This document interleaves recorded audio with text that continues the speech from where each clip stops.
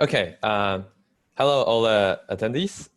My name is Robert, and this is a joint work with Richard Kuhn and John Preskill on predicting many properties of a quantum system from very few measurements.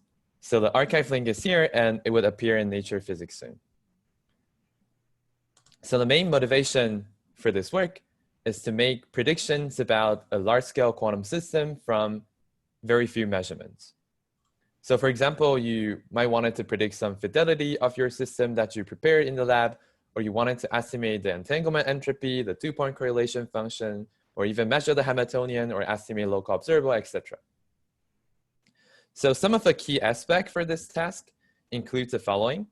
One is sample complexity, which is like how many copies of your system or how many measurements you have to make in order to perform accurate prediction, as well as quantum resources, which are like how hard is it to prepare the measurement scheme, as well as classical storage and post-processing for making the prediction after you have done the quantum measurements. So the standard approach for this task is quantum state tomography, where you learn a complete representation of the quantum system. And then after you have learned the complete representation, you could predict arbitrary properties of the quantum state. However, this complete representation would be an extremely large matrix, D by D matrix, where D is exponential in system size. So here, this n, this small n here, we represent it as the system size. Since you're trying to learn this exponentially large matrix, even the symptom optimal protocol requires a sample complexity, which means how many copies you have the system you need to have with scale exponential in the system size. And furthermore, all the other aspects also scale exponentially. Hence, this kind of standard approach is only available, only applicable in systems where you only have a few qubits. And it's not really applicable to a much larger system.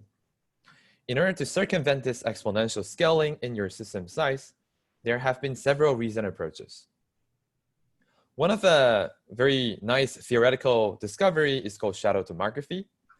The key mindset is that you don't learn the quantum state as its full, but you directly predict a large number of properties.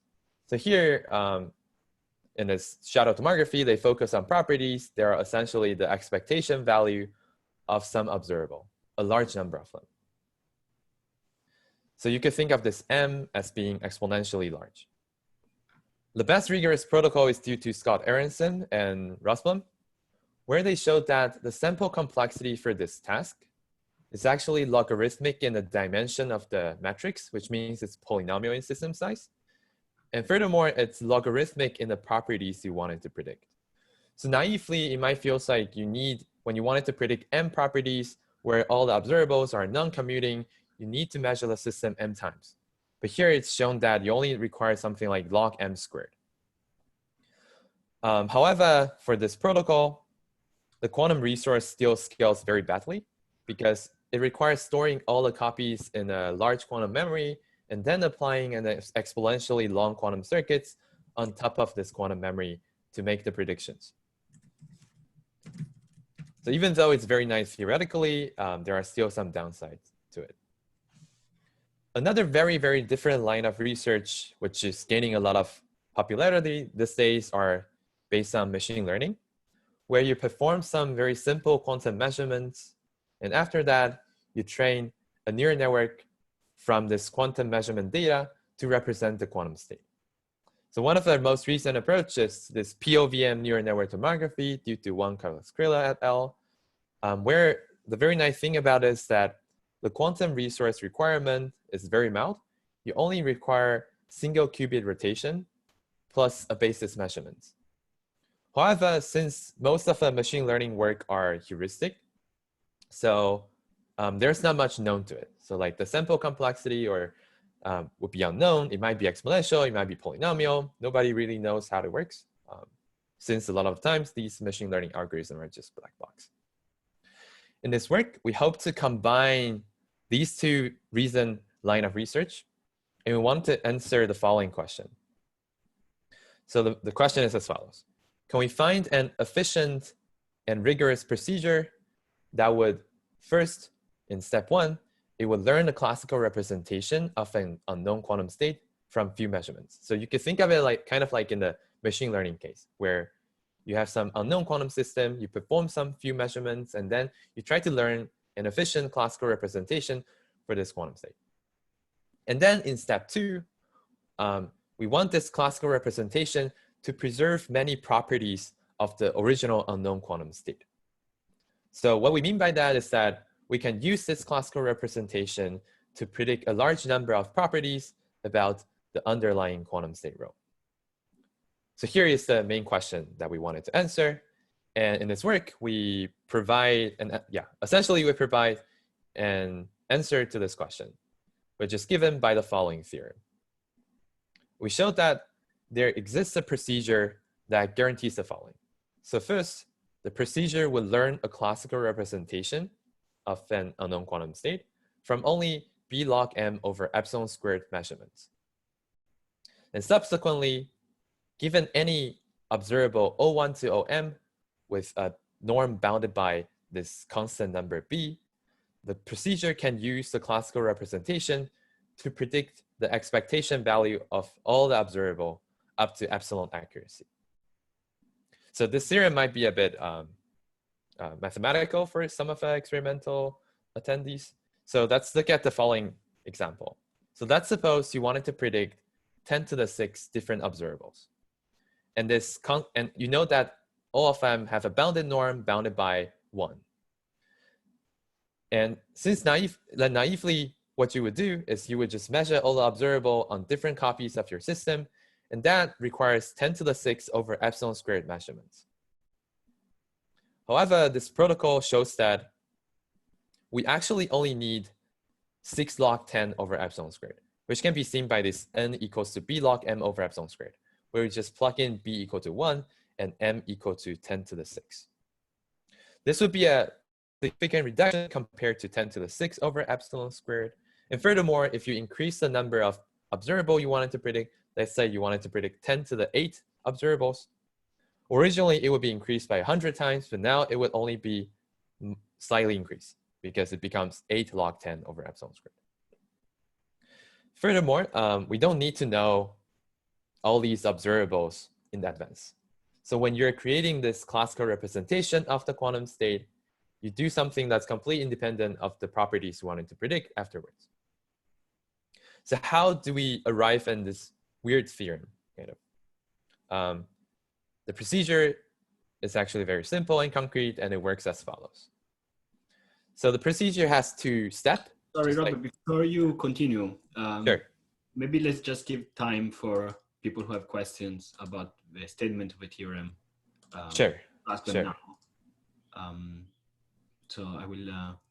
Nobody has written anything in the chat, but if anyone has any question, it's a good moment to ask them now before Robert continues with this presentation.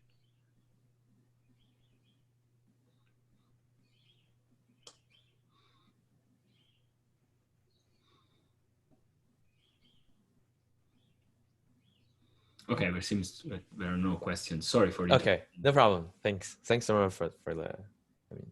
Okay, then I'll just continue. Yeah, so the procedure is actually very concrete, and it works as follows. Essentially, what you do is you repeat the following for n times for different copy of a system. So first, oh, sorry, the theory just popped up. So essentially, for every time, every repetition, you would sample a random unitary UI to rotate the quantum system. And then you measure the system in this rotated basis. First you rotate the system, and then you measure the system in computational basis to obtain the bit string of 0 and 1. So here is actually a simple illustration of this fact. So the main intuition for this procedure is that you could think of this quantum system as a very high dimensional space, and you can only look at a much smaller dimension system. So what it's essentially doing is, like, for example, here, the 3-dimensional thing is the quantum system. And every time you select a random unitary, you select some orientation that you could look at the system. And then essentially what you would see, like, for example, here, when you look at the system from this U1 direction, U1 orientation, you would see something of a square, which would be your computational basis B1. And then if you see it from another direction, U2, you would see something like B2, which is now a circle. And from another direction, you see this triangle. So by performing this kind of random rotation and doing a projection, you actually get a very rough, but also a proper sense of how this quantum system actually looks like. So from this illustration, we actually call this thing that we store as the classical shadow of the quantum system. So this SI ket is equal to UI dagger BI, because first you rotated a system and then you measure it. So now you have to, after the measurement, you have to rotate it back. That's why we add this UI dagger in front. So here are just the intuition for how the procedure works. Let us look at a much more concrete example of a single ribbit. So a single ribbit is essentially a single qubit, but it's confined to this two-dimensional surface.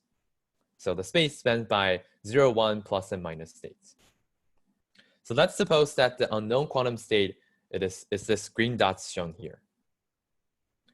And let's say you first randomly select a random measurement basis in the plus minus basis.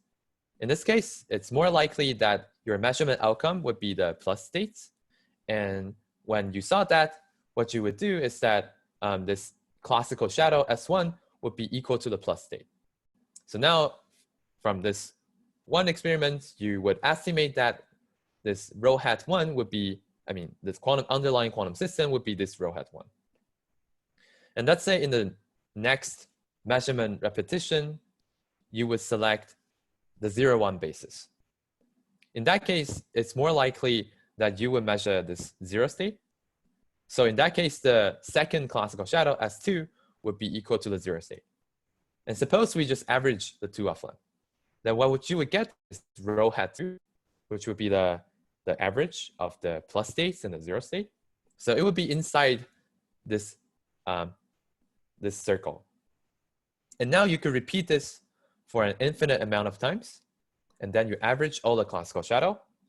This is equivalent to just taking the expectation value of the classical shadow. And you would see that it would be equal to something called this rho hat infinity. And when you properly calculate rho hat infinity, what you would find is that you would find that rho hat infinity is equal to applying a depolarizing channel to your quantum state rho. A depolarizing channel is given as rho plus I over 2 to the n plus 1. So here, this n, the system size is just 1, so n equal to 1. And this only holds for the single ribbit example. And when you perform this kind of random plus minus state basis or 0, 1 basis. However, the fact that expectation value of classical shadow is equal to some quantum channel applied on the quantum states is actually a general phenomenon. So for any random unitary ensemble, for example, it might be some random Hamiltonian evolution, some random circuits plus the basis measurements, you would always have this equation that's given by the star, that the expectation value of the classical shadow would be equal to some quantum process that we call the measurement process applying on the quantum state rho. So now this essentially tells you that for each classical shadow, it preserves a lot of the properties of the quantum system in expectation. And furthermore, if this CPTP map M is invertible, then it preserves all the properties in expectation. So now in the prediction phase, what we would do is to make use of this equation. So let's say you have already performed n repetition of your measurement procedure. So you would get S1 to Sn as the classical shadow. And now what you were going to do is to predict the properties of, what you wanted to do is to predict the properties of the quantum state. So how would you make use of that? It's actually very simple. All you have to do is you invert this CPTP map as M inverse. And by using the linearity of expectation value, you can just throw M inverse into this expectation. So you get the second line. And what that means is that this M inverse of applying on classical shadow would be equal to the unknown quantum state in expectation. So what that means is that when you just look at each classical shadow applying this M inverse transformation, it would be equal to the unknown quantum state up to some statistical fluctuations. Hence, what you could do is just use this M inverse SI as sort of like a surrogate for the original quantum state rho to make the appropriate predictions. And here is a concrete algorithm for predicting expectation value of an observable O acting on the original quantum state.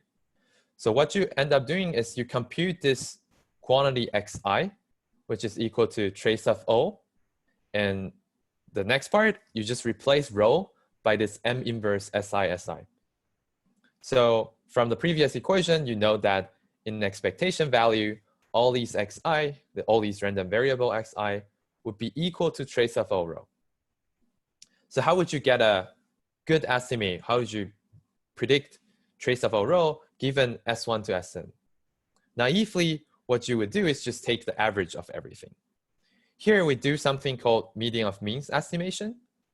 The reason is that even though in expectation, xi is equal to trace of O rho, which is the thing you wanted to predict, there could still be some statistical fluctuation.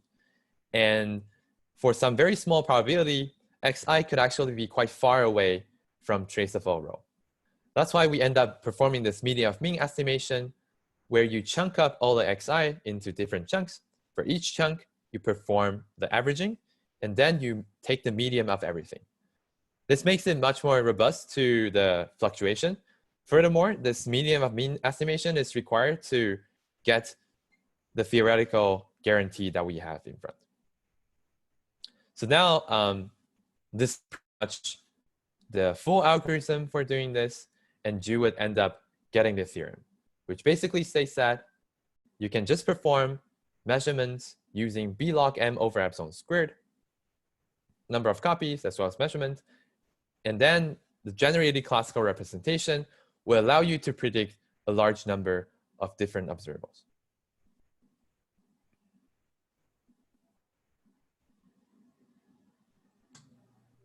Right. So this is still a bit concrete. And one of the biggest problem is that we define this kind of strange norm with a underscore shadow.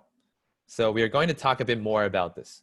So essentially, this norm on observable depends on the random unitary, the ensemble of random unitary that you selected when you create this classical shadow representation. So here, let us look at two concrete examples which complement each other very nicely.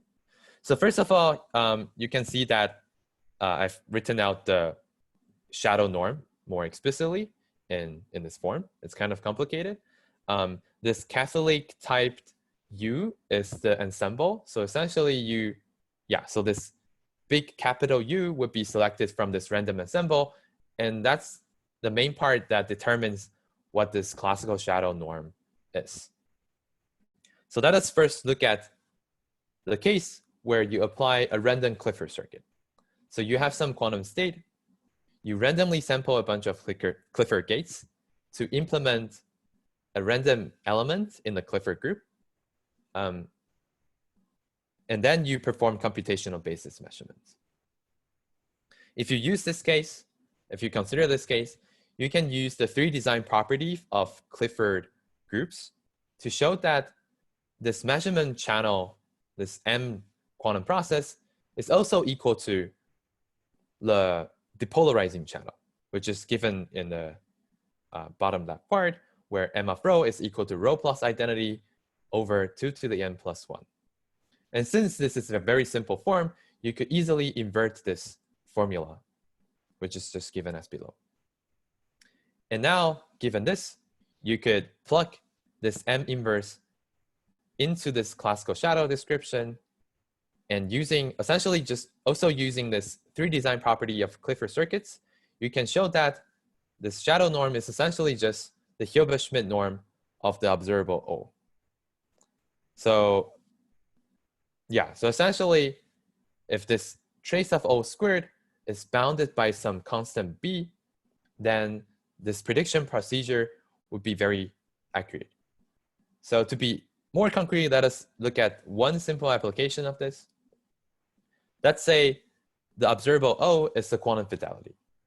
So what kind of scenario would this be? For example, you have created some quantum state, and then you wanted to be able to understand if this quantum state is the same as the ones you wanted to create intendedly, then you would try to compute this trace of O rho, where this observable O is equal to the outer product of this pure state psi.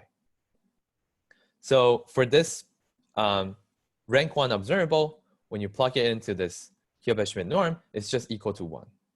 What that means is that after you have created this classical shadow and you wanted to predict a large number of different fidelities, let's say you wanted to estimate how close your quantum state is to different pure state, psi 1 to psi m, you actually only require log m over epsilon squared measurements. Because in this case, this constant b would just be equal to 1. And you have m different fidelity you wanted to predict. Which is a sort of like an exponential improvement over m, like the original m over epsilon squared measurements that you have to take. Another important concrete example is random local Clifford. Instead of applying a global Clifford unitary on top of your quantum system, you could also perform the following. So essentially, you randomly rotate each qubit by a single qubit Clifford group, and then you do the measurements. This is equivalent to performing a random Pauli measurement, where for each qubit, you just randomly measure in the x basis, the y basis, or the z basis. In this case, since the measurement procedure is the tensor product of n depolarizing channel acting on each qubit.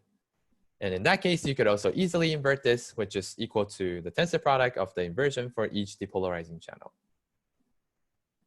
And for this random Pauli measurement, the corresponding norm by plugging into the previous equation will give you something that scales like 2 to the k times the infinity norm of the observable O. And what this k is essentially the locality of your observable, which means the observable O only acts on few qubits. The qubits that the observable O acts on could be very far apart. It could be in arbitrary places in your quantum system, but you cannot act on a large number of them. Like you cannot consider an observable that acts on half of a qubits, for example. Some of the key application for this includes estimating a large number of two-point correlation function or measuring local Hamiltonian. The reason that you can measure local Hamiltonian is because local Hamiltonians are sums of a bunch of local observable, and for each observable, you could use this procedure to predict the properties of them accurately.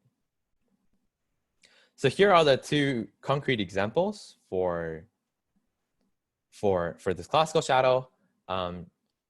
But this framework actually also works with any other random unitary. As long as you could compute m, either analytically or numerically, this procedure works fine. So yeah. So if there's any question, please feel free to ask in the group chat box. And otherwise, I would continue onward. So Maybe now, I have a question if you sure. So the inverse of this channel M, which is basically effectively what you're using to compute the expectation values, will not be a completely positive map. Yes. Because so you might have that some of these estimates are like you're trying to estimate some positive operator and you get some negative noun value. Yes. On average, you recover the correct value. Is that how I should interpret this? Like some of this xi might be negative, but then the average is the correct one? Yes. Okay. That's how things will work out. Yeah. And another important thing about this is that this M inverse is not like Angelo said, M inverse is not a CP-DP map, so you couldn't really apply this physically. So, but however, this SIs, these classical shadows, are all stored classically. So what you would do is you just simulate this M inverse by computing everything classically. So that's how you do it.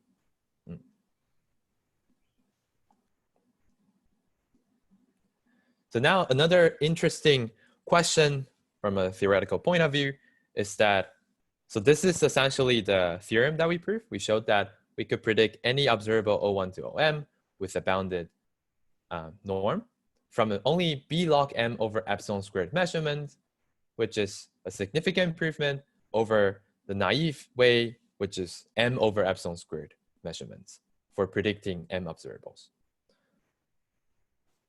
A very interesting question is, could this theorem, could this sample complexity or this measurement number be further improved? To answer this question, we proved the following theorem, which pretty much looked the same as the above theorem, but slightly different. It says that if you wanted to predict any observable O1 to OM with a bounded norm, then we actually need at least B log M over epsilon squared measurements. This holds for any procedure based on independent measurements. Independent measurements are measurements where you have a single copy and then you just measure the copy.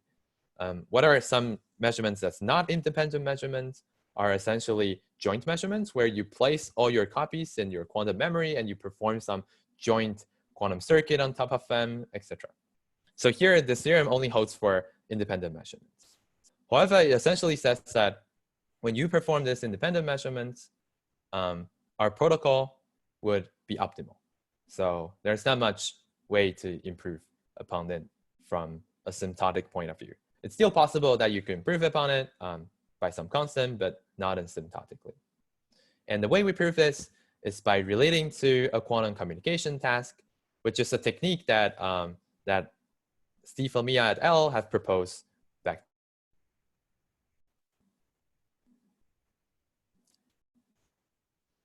So now, after we showed that this is actually asymptotically optimal, another question that would often arise is that we only focus on predicting linear functions in the underlying quantum states, which are the expectation value of observable. But what if we wanted to predict nonlinear function? For example, you wanted to predict some quadratic function, which are like trace of O, rho, tensor rho. This could also be done, which can be done by the following way. So recall that a classical shadow is an array of S1 to Sn. And we know that the quantum states would be equal to the expectation value of M inverse applied on this classical shadow. So now how would you predict f of rho? So using the independence of the creation for different classical shadow, you have the following equation, which says that f of rho is equal to the expected value of trace O, and you just replace everywhere rho by this M inverse SI. And this equation holds for any I and j that are not equal to guarantee independence. So what that means is that every time when you have two independent classical shadow, you replace them. So you replace all the places where there's like this quantum state rho there, you replace it by this independent classical shadow. It would be equal to the value you wanted to predict in expectation. And now, since you have this chunk of array for a classical shadow, the best way to do it is to consider all pairs of this classical shadow, like all pairs of I and j, and you average out O of 1. So in mathematics, it's also known as U statistics, and it's known to generate the minimum variance unbiased estimator.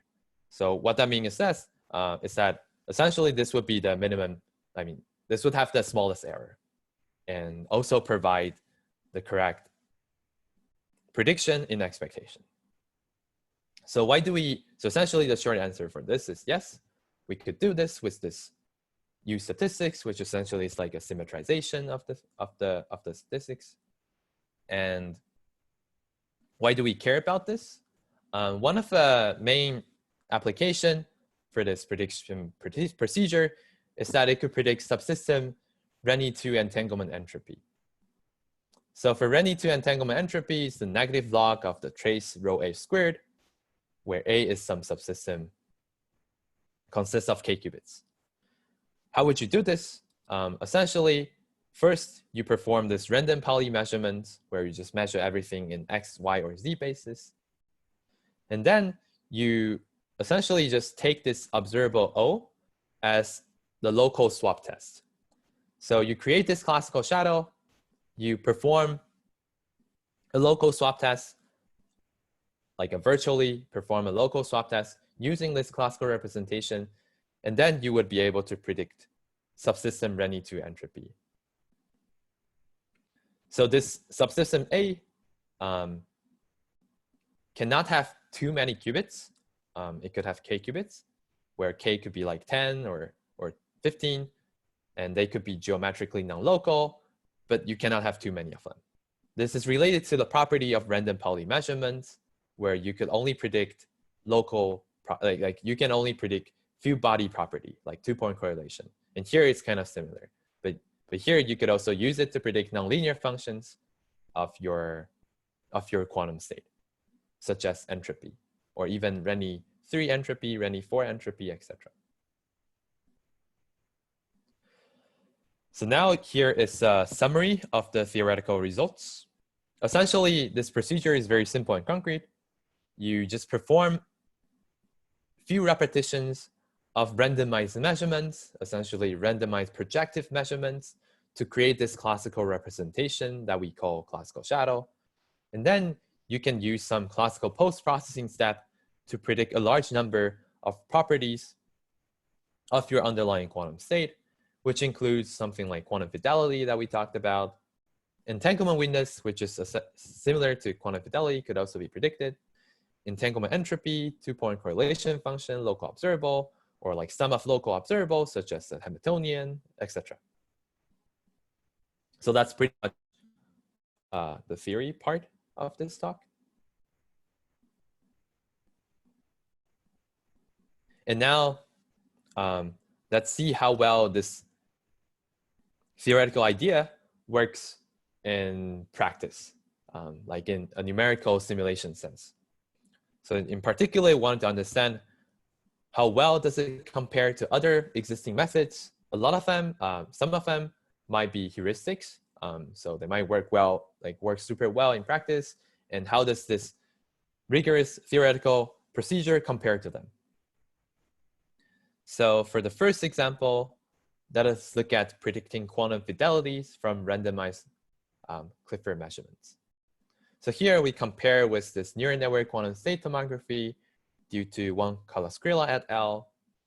And the concrete task we think we have in mind is the following. So essentially, we have some physical source that would prepare GHZ state. And we wanted to benchmark whether this GHZ state has been prepared accurately by predicting the quantum fidelity with the ideal GHZ state. So on the figure to the left,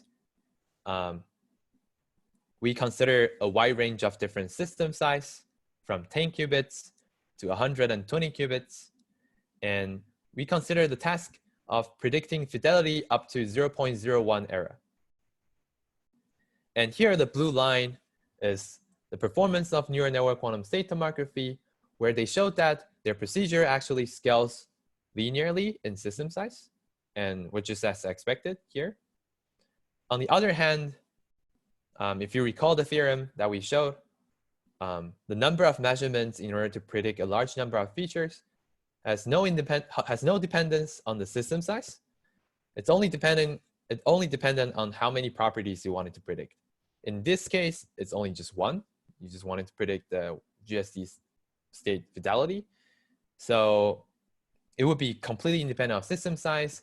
And that's what we also see in numerical experiments. And you can see some large improvement upon this neural network quantum state tomography technique.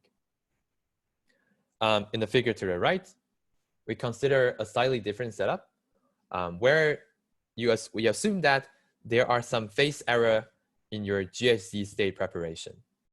So in the x-axis, It's the probability of a phase error happening in a GSE state. So as the error increases, the estimated fidelity should go down linearly.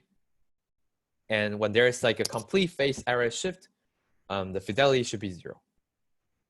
So as you can see, this classical shadow, as provided rigorously, as proven rigorously, could properly track this decrease. On the other hand, we found that for neural network quantum state tomography, since it doesn't have any guarantee for the prediction accuracy, it actually overestimates the fidelity significantly. So like, for example, when there's like 0.25 phase error in your system, the neural network quantum state tomography couldn't really detect that.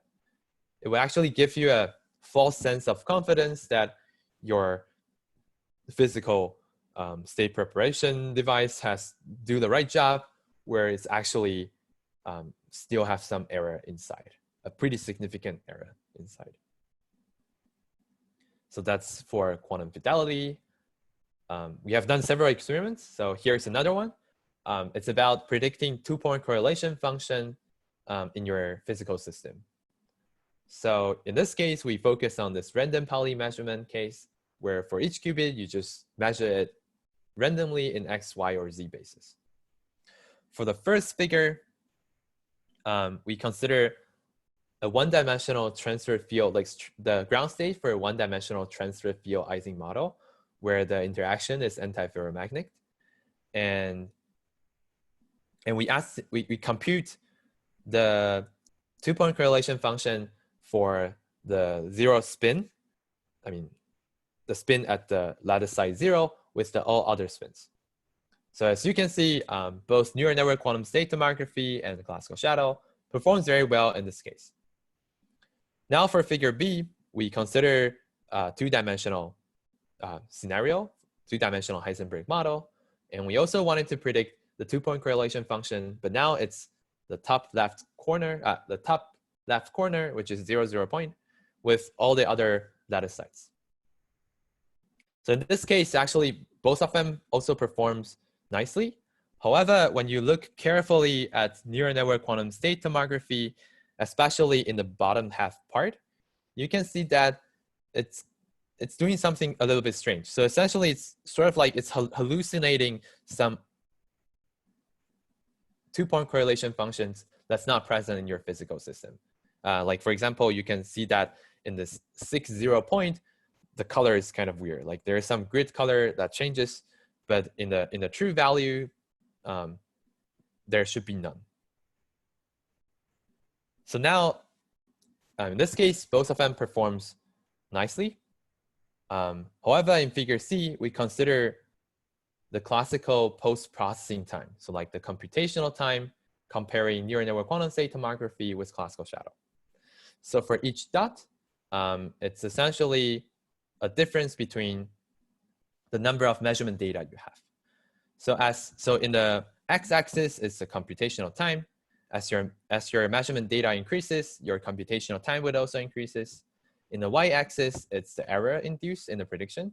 And as your measurement data increases, your error would go down. So now, as you could see quite clearly, both of them result in similar error when you have a similar amount of measurement data. A classical shadow is slightly better, as you can see from the Heisenberg model example. However, when you look at the classical post-processing time, you can see that neural network quantum state tomography actually uses a much, much larger amount of resource, essentially in training this neural network. When you train this neural network, it's super costly, and it results in this 10 to the 4 times worse computation. And when you actually run it in practice, it might take days to finish the training. So now here's another example on predicting entanglement entropy. And here we don't compare with neural network quantum state tomography anymore. We compare with this very specialized approach due to Bridges et al., which was published last year in Science. Yeah, and in this figure A, we consider the estimation of entanglement entropy in the ground state of disordered Heisenberg model. The ground state of disordered Heisenberg model would be this random singlet phase where you have a bunch of singlets in your that could have some slightly long range connections. And what this grid means is that, like, for example, for this 2,4 point, it's the entanglement entropy for a subsystem consisting of lattice size 2 and lattice size 2 and lattice size 4. And essentially, classical shadow, the prediction of classical shadow is pretty much the ideal case. On the other hand, you can see that Bridges et al.'s protocol induces quite a bit of a noise in their prediction. And in the GHZ state case, you could also see a comparison between Bridges et al. and this classical shadow technique. In this case, we consider estimating the entanglement entropy for the left half of the GHZ state over different number of experiments. And as you can see, the estimated error is lower when the number of experiments is the same.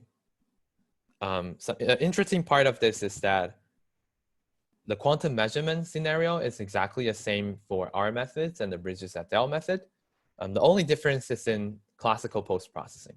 So like, how do you take the measurement data you have and try to make the best use of it? And finally, we also apply classical shadow to variational simulation of lattice Schwinger model, which is this simple one-dimensional QED lattice model. And in this case, how do we do this? Essentially, it's given in the figure A. The variational quantum simulation of this lattice Schwinger model was a paper also in last year's Science or Nature, I'm not sure, by the Innsbruck group, where they wanted to prepare some low energy eigenstates for this lattice Schwinger model. So the way they do is that they use this very simple variational quantum simulation technique where you parameterize your circuit to generate a trial state for the fermionic field, and then you try to estimate this Hamiltonian variance of your system. The Hamiltonian variance is the variance of the Hamiltonian, which is given like h hat minus the expectation value squared, and take the expectation value of that. Why do we need that? It's essentially if the Hamiltonian variance is equal to 0 and your state is pure, then we know that this state would be an eigenstate. You would successfully find an eigenstate.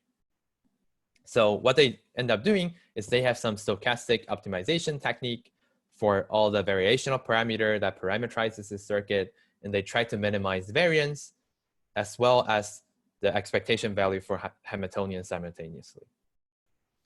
To apply classical shadow, what we do is the following. So after you generate this trial state for the fermionic field, you apply some random unitary and then you measure it. By performing this for a few times, you create this classical representation for your state, and you use the procedure that we just discussed to predict the Hamiltonian variance of the system. So this is also the most expensive part of variational quantum simulation, because how many times you have to run the quantum circuit depends on how quickly you can measure this Hamiltonian variance. So if you can get like 10 times reduction in the number of copies you need and the number of measurement you have to make for each trial state, you also get a 10 times speed up for performing this variational optimization. So now we compare with a bunch of other methods. So for example, this blue line, what we call the original methods, was this handcrafted scheme that's proposed in this simulation for lattice Schwinger model paper, where they just directly look at the Hamiltonian variance, try to find some hidden structure inside of it, and devise a very efficient measurement scheme for this task. On the other hand, we just we could also use this classical shadow, which is an automated scheme that would just provide you with the correct measurement scheme as well as a prediction. So as you can see, for the original randomized classical shadow, as long as the system size is large enough, which is given by the red line, as long as the system size is large enough, we would see some significant speed up. And however, we could also consider a de-randomized version of this classical shadow. So de-randomization is a well-known theoretical computer science technique where you could take out the randomness from your randomized algorithm and actually results in a better algorithm that works in practice. A better algorithm that works in practice, but also retain the same theoretical guarantee that you have. So this is the orange line shown in the bottom. And you can see that for all range of system size, you actually get some pretty good speed up over the original handcrafted version. And another plot to the right, also compare it with the direct measurements, which you just measure all the local terms in your Hamiltonian variance, as well as this partial tomography paper due to the Google group, where they have some theoretical proposal for measuring a large number of local terms. However, even though they have some nice theoretical guarantee, the performance is still kind of bad when you use it in practice. So yeah, so that's pretty much it for the numerical section. And to conclude, we propose this tractable technique for converting quantum systems to classical information. And we showed that this classical information that's generated from this log m number of measurements allows you to predict m properties up to epsilon accuracy. Furthermore, it's asymptotically optimal for independent measurements on single copies, and it yields empirical advantage over existing methods. So below is just another scheme like the illustration for this protocol, where you have this data acquisition phase and then a prediction phase at the end. And it allows you to predict a wide range of different quantities like fidelity, observables, two-point correlation function, entropy, etc. So now for the outlook, there are several interesting questions that could be asked building upon this work. First, we also propose this new classical representation for quantum systems. So it would be interesting to see if it's possible to use this new classical representation to perform quantum simulation of higher dimensional system. So in one-dimensional system, people often use MPS. And for higher dimension, people have to use this PEPS thing, which could be a bit hard to manipulate because it's very hard to do the tensor network contraction and so on. However, here, it might be a completely different way for performing quantum simulation, and it seems very interesting to see how it works. And another potential outlook is the application of this classical shadow for other ensemble of random unitaries. So we talk about using random Clifford circuit or using random Pauli measurements. However, for many physical systems, these two kind of constructions are not so natural. For example, if you consider like a Rydberg atom system, you cannot really do a very free local unitary rotation due to the Rydberg blockade. And it's often very hard to perform this Clifford rotation at all. So for example, it would be interesting if this also works when you perform some random short-time quantum Hamiltonian evolution. Another more broadly, more interesting question is, since we have devised this rigorous approach for turning quantum system into some classical representation, could we actually devise a rigorous machine learning protocol that could recognize phases of matter by just looking at this classical shadow of quantum system? So here are some interesting questions that are interesting open questions that could be asked about this work. And yeah, and that's pretty much it for my talk. And thank you all for listening. Thank you very much, Robert. I think I should clap for everybody, since this is the only thing we haven't really figured out how to do online topic. But we do have time for questions, and I see Raul wants to ask some questions, so let me just find his name. And I think you can go. Can I go? Yes. Okay. So hi, thank you very much for your talk. It's really nice and interesting. Thank I you. have two questions. The first is the first example of map that you show that is a depolarizing channel. Right. When you do the inversion, you have a multiplying factor 2 to the n. Yes. I see in your theorem you have this epsilon that works fine, but I wonder how this multiplication by 2 to the n doesn't screw in some way how it works at the end, because if you had some kind of fluctuation or error, this 2 to the n will make it very bad, no? So how it happened, it works. Aha, you mean why this theorem still works when you have this? Essentially, it's because when you randomly take this Clifford measurements, you would get some stabilizer state, and when you take the inner product of one stabilizer state with some other quantum state, the resulting number is actually exponentially small. So what you would find is actually that this x value would be very small, and this would cancel out with this 2 to the n plus 1 factor. Okay. Right. And you wouldn't, yeah. So this is more of a numerical issue. So when you are implementing it numerically, you have to keep track of that. Like when you compute this inner product, you will always get this exponentially small number, which would be canceled out with this 2 to the n plus 1. So what you end up doing is you try to like keep track of this thing. You don't just write down the 2 to the n plus 1 thing. You do a bit of some numerical. Thank you. And if I can ask the second question very quickly. Yeah, sure. So when you were talking about your examples, and I was really, especially when you talk about the nonlinear functions, I thought about these Innsbruck works before you mentioned them, and then you were comparing, but I kind of missed in which sense your technique is different from their technique. Right. So actually, yeah. So the intuition for this is that in the Innsbruck group technique, they would have this random rotation, and then they just fix that random rotation, get a bunch of statistics, and then they predict some number. And then you go to some different random unitary, you do the same thing again, you get some number, and you just average them out. However, what this protocol would do in that case is that it would actually get a bunch of different random unitary and then compute sort of like computing the overlap over different random unitaries. So you could actually synthesize information there.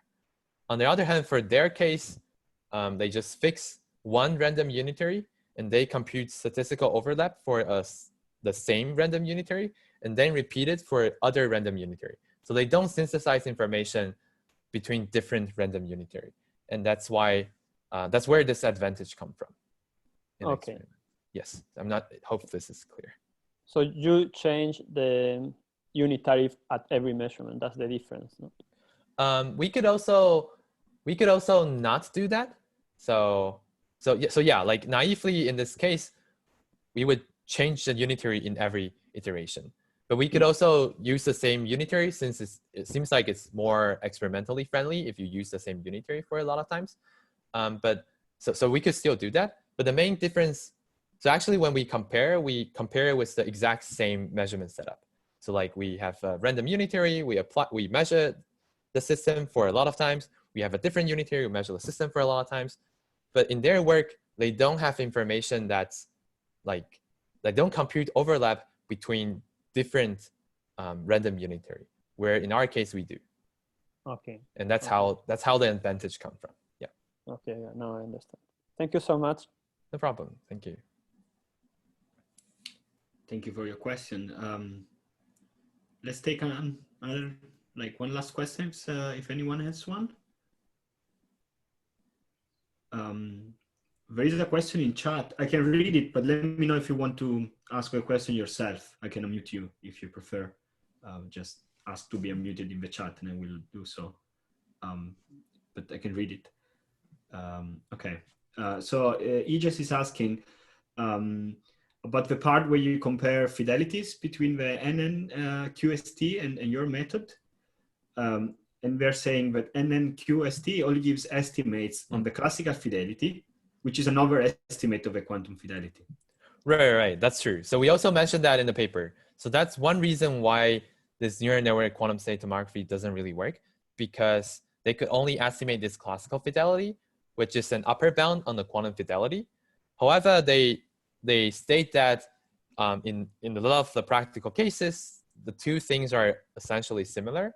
So they thought it might be still okay to use classical fidelity, but it's true. So this is also one of the problem with neural network quantum state tomography, is that you cannot really estimate the true fidelity, and that's why you see this overestimation.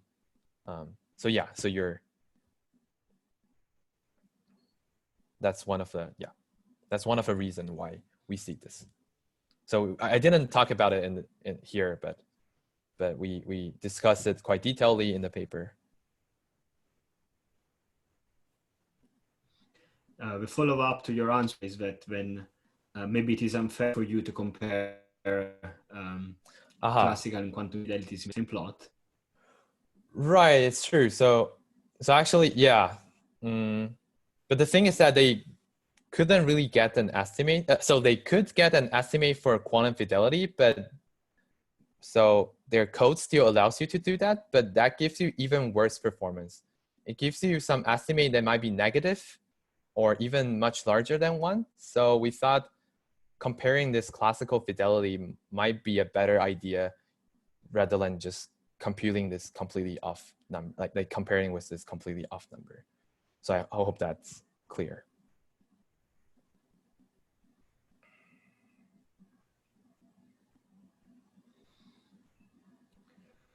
All right, I think it's time to wrap it up. It's 12:05, and I see many people are leaving.